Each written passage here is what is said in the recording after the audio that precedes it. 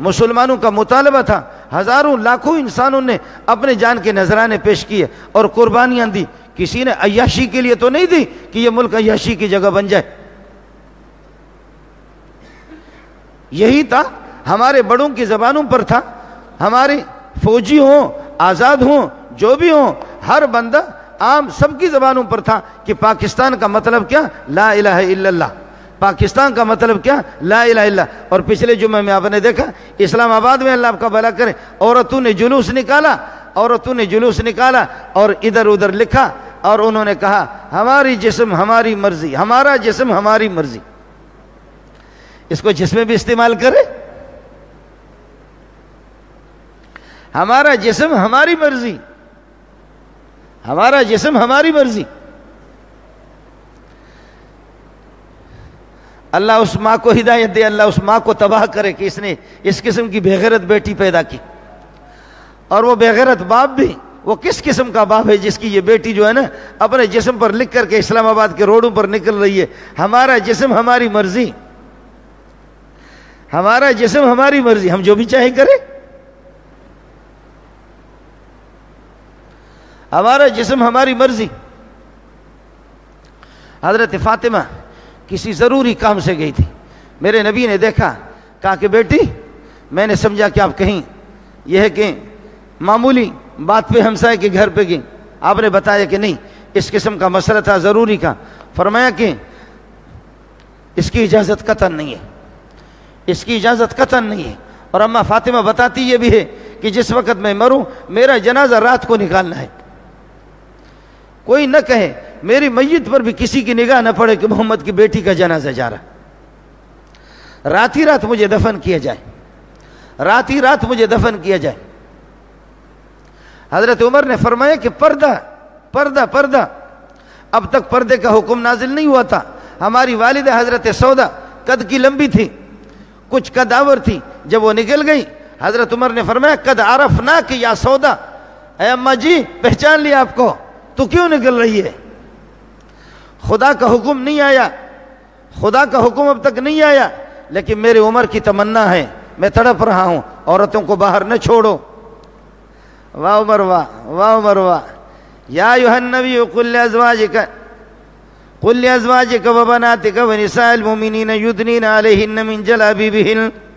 اے نبی اپنی بیٹیوں کو اور اپنی بیویوں کو بتا دو کہ چادر اوڑھ دے، بغیر پردے کے نہ نکلے. ہماری جو روحانی مائیں ہیں ان کو بھی اجازت نہیں ملی، اور ہمیں تو ہم اپنے جسم پر. اور دبئی میں گیا تو ہمارے ساتھیوں کے ساتھ میں گھوم رہا تھا تو وہ ہنس رہے تھے. میں نے کہا کیوں؟ تو ہنس رہے تھے. مجھے کہا ادھر دیکھو، تو ایک عورت کی چھاتی پہ لکھا ہوا تھا قبلنی، میرا بھی تو بوسہ لے لو. اور شیخ محمد نے وہاں مسجدیں بھی بنائی ہے، اور وہاں پر یہ ہے کہ بے حیائی کی جگہ بھی بنائی ہے. کہتے جس کی مرضی ہے جو مسجد میں جائے، اور جس کی مرضی ہے بے حیائی بھی جائے. واہ ماشاءاللہ، بڑی سہولت ہے. وَلْتَقُمْ مِنْكُمْ أُمَّةٌ يَدْعُونَ إِلَى الْخَيْرِ وَيَأْمُرُونَ بِالْمَعْرُوفِ. تمہاری ذمہ داری ہے نیکی کا حکم کرو گے، وَيَنْهَوْنَ عَنِ الْمُنْكَرِ، بے حیائی سے روکو گے تم. جی ہاں، جہاں تک بن سکے گا.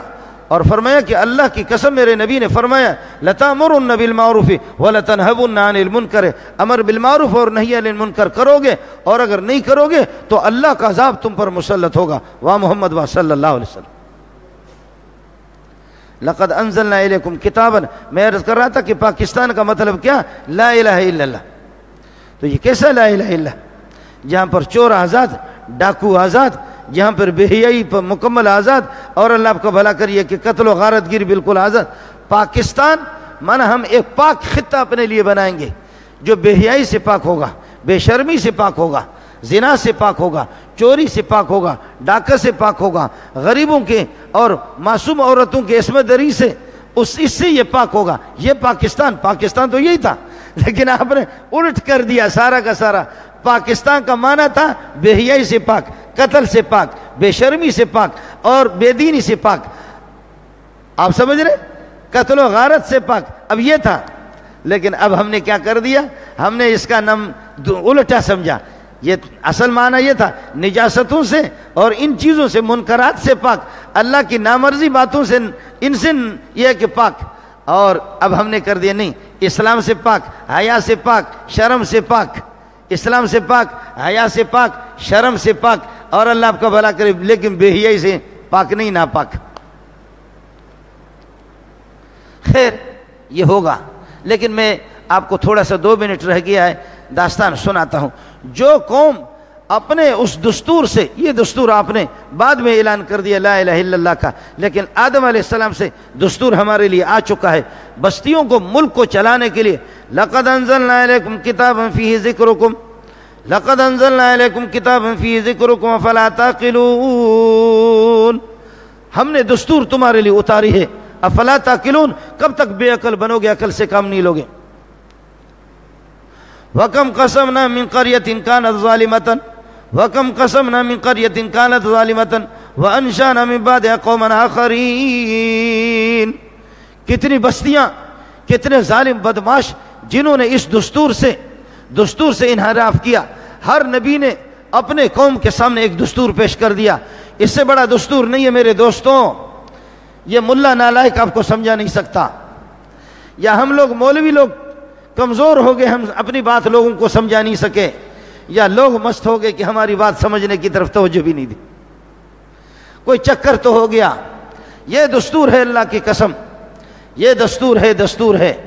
اس ملا نے شراب کی بوتل نہیں لگا، تڑپو گے انشاءاللہ، تڑپو گے، تڑپتے رہو گے جب تک اس کو چھوڑو گے.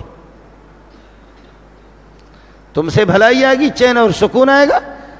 ہم لوگ مولوی بیرنگ لفافے کی طرف پھر رہے، لیکن تمہارے بڑے بڑے جنرل اور کرنل بڑے بڑے تمہارے اذا زلزلت الارض زلزالها، جن علاقوں میں وہ رہتے ہیں وہاں دیواریں دیکھو، وہاں خاردار قسم کے تار دیکھو، وہاں ان کی گاڑیوں کے کالے شیشے بھی دیکھو ہے.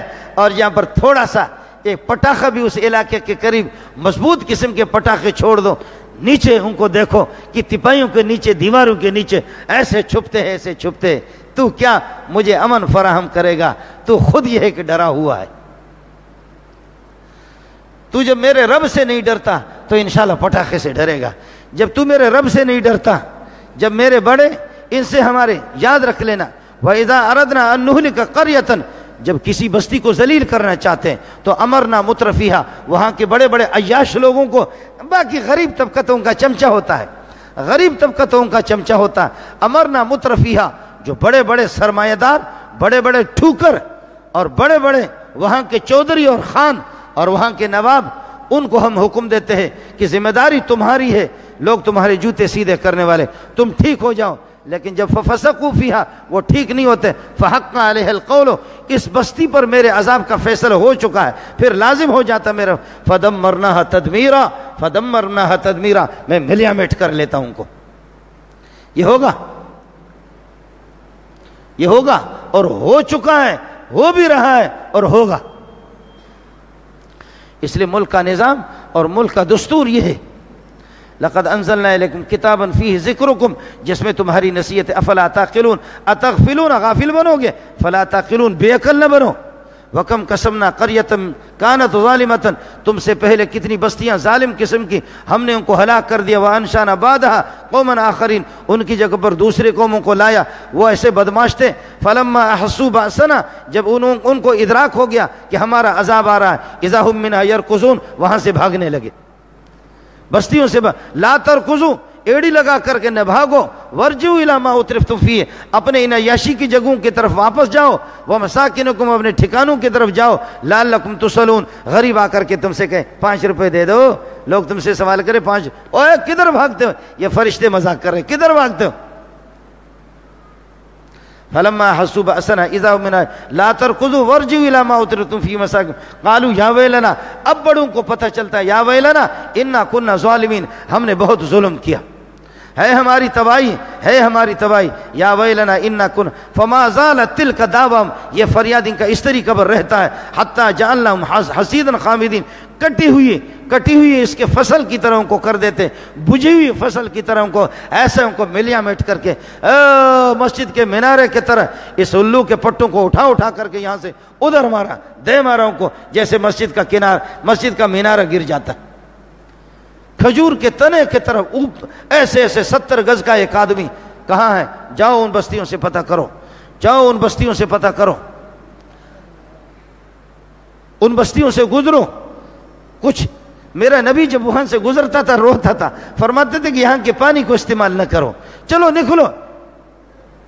نکلو یہاں سے، یہاں کے پانی کو استعمال نہ کرو، اپنے جانوروں کو، میں محمد جانتا ہوں، اللہ اکبر، مجھے بدبو آ رہی ہے، اٹھو جلدی نکلو یہاں سے۔ یہاں بڑے خناس قسم کے لوگ رہتے تھے۔ بدل دے میرا دل بدل دے، میرا دل بدل دے،